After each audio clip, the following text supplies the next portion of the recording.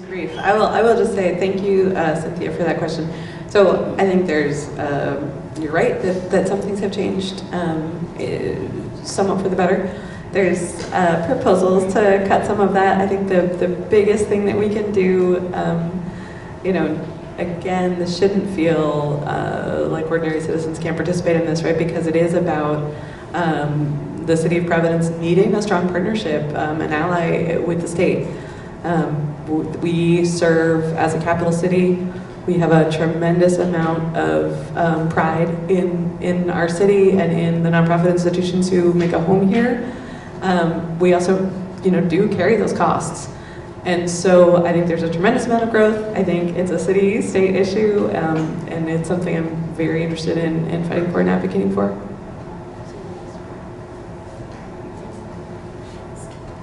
Yes, thank you. That's a really good question. You know, one of the problems that we've had is, you know, everyone is for this in theory, but when it comes down to it, that's not what we actually do.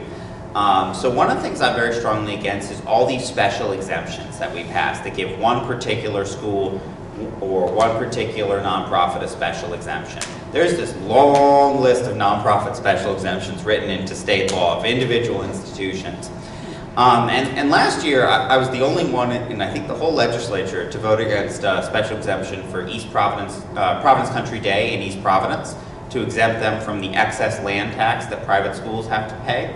In fact, in Providence, we don't charge even though it's illegal, we just don't charge private schools the excess land tax, just even though there's no legal basis for it, we just don't levy it, they just don't pay it. There was a bill proposed by the state rep who represents Mount Pleasant to exempt LaSalle Academy.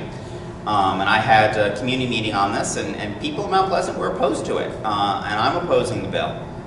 You know, LaSalle is in my district. It's a really important community anchor institution. But we don't deserve a special tax break in Mount Pleasant. And I don't think it's a good idea. And I think when everyone gets a special tax break for themselves, then pretty soon everyone gets a special tax break, and we feel the burden in our property taxes. We feel the burden in our city budget. So I'm opposed to that bill. I'm going to do my best to try and kill it. It's got a lot of power behind it because both the Speaker and Senate President went to LaSalle, but I will do my best. Well, it's a big issue, especially for the City of Providence, to have 50% of the property do not pay taxes. Then that's why every day we feel that property taxes go so high, because so little property who pay taxes in the city. And I'm really against it. I think we have so many university, hospital, and so many other nonprofit who should pay some taxes. And you know, it's always looking, and they're growing and growing because they buy more property every year. You see Brown, not that long ago, they had like 6 huge properties that Brown bought it, and very soon they're going to be taking out of the tax. Then, you know, we all lose when that happens, and I really think we should have some legislation to put some, I know they were working on maybe getting taxes for like places they don't teach school, like they're not teaching areas, and especially in the college. I don't know what that bill went, it was for the city, it was the mayor who proposed that bill last year. It didn't go too far, but I think it's something that we need to look into it. You need our support, we have it, you have our support. Definitely, that's awful.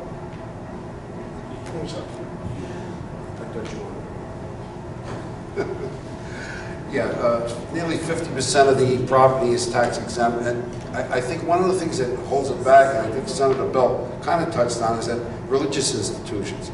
A lot of elected officials don't want their churches or their synagogues or whatever to not pay taxes.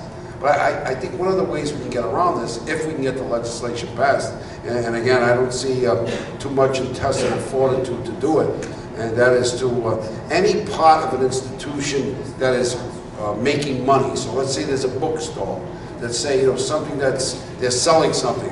I think that's fair. I think that's fair game. I think they should pay taxes like anybody else. But again, this is all about, do you have the fortitude to want to do this? You can broaden the base here. You can broaden the tax base. Just, do you want to do it? But remember, it's hospitals, schools, and religious institutions. And that's, I think, that's the impediment, the religious institution. Because again, I think it would be unconstitutional if you were to say, tax exemption pay, but for, as Sam indicated, the religious institution. It just makes no sense.